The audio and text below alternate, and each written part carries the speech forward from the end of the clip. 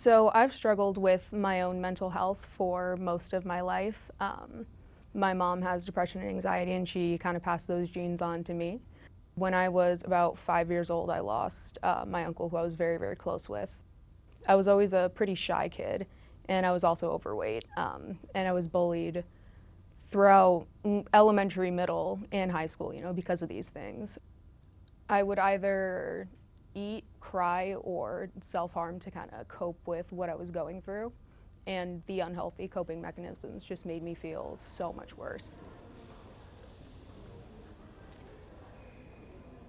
Mental health is seen as a myth among some, sort of disregarded, and it's not seen as sort of legitimate in the way that physical and biological health is. But a lot of people might go to like their pediatrician or their physician yearly for a physical checkup, but they, for some reason, don't equate mental health as being as important as their like physical health. And college students specifically, I think sometimes it's hard for people to determine like where the line is, mental health and mental illness, and where they should sort of seek help and when. So maybe, they have like debilitating anxiety or depression and they wait too long and they should have gotten help here.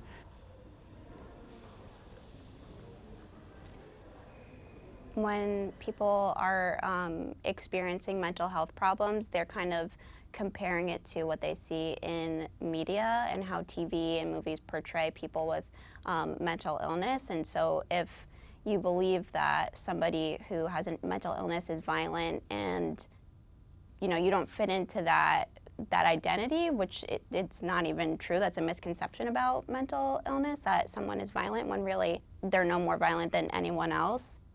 That is a big misconception about mental illness, and if you don't feel like you fit into that identity, then you might not look for help, or people aren't talking about it. You might not know where help is, or that you have something that you're struggling with.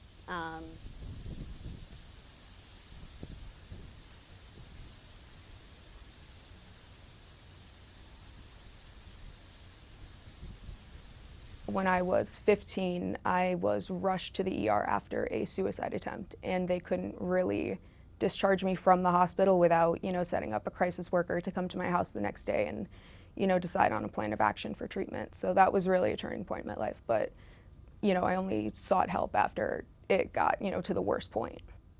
I think that having that predisposition to mental illness mixed with my environmental factors really kind of, stacked the cards against me in a sense.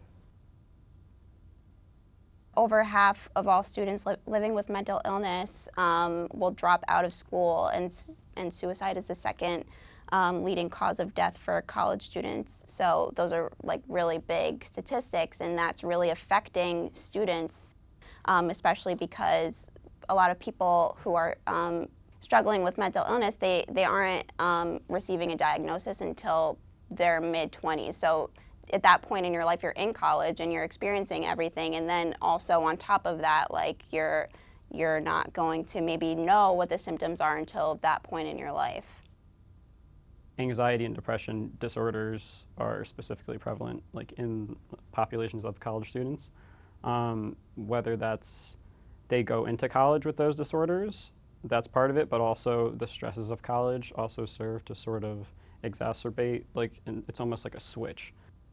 So like everybody has feelings of they're anxious or maybe they're sad, but in terms of having a disorder, sometimes their disorder triggers, like the switch gets flipped on during college because of the stress.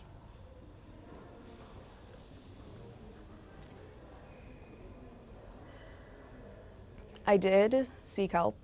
That came only after a very extreme kind of turning point in my life. I finally got the help that I needed, and I was able to, recover. And now I only receive treatment for anxiety and ADHD. And being able to overcome major depressive disorder and post-traumatic stress disorder was very hard. But it's shown me that you don't have to let these things control your life. And I've now, taken that experience and decided to devote the rest of my life to psychology and helping people who have ever, felt a similar way that I did. So I think in terms of people who are suffering in silence with any mental health problems or disorders diagnosed, undiagnosed, but are just having personal distress, it's not so great to wait until it's so bad that you're completely debilitated to seek help. And there's this stigma of mental health, especially, in our society and the world at large. So while that's sort of a barrier to seeking help, which is understandable, it is truly worth it as someone who also has mental disorders. It might seem scary to sort of get help. It's better to get help, and specifically get help sooner as opposed to waiting until later, because these things just don't go away on their own.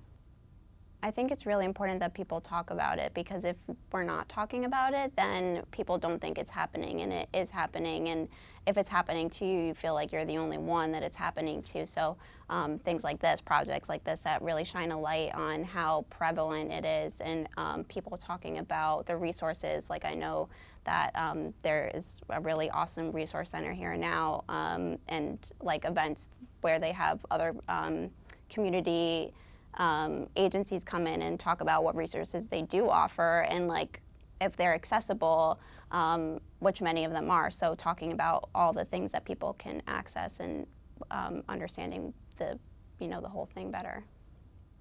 It can get better. It's definitely not easy, and it definitely requires a lot of work to get better.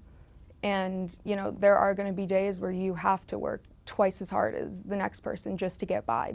But I really think that's why people are able to come out of mental illness so much stronger on the other side. As hard as it seems, it can be done, and you can't ever stop believing in yourself. You have to keep pushing yourself, and you'll be able to do it. You are not alone. You are not alone. You are not alone.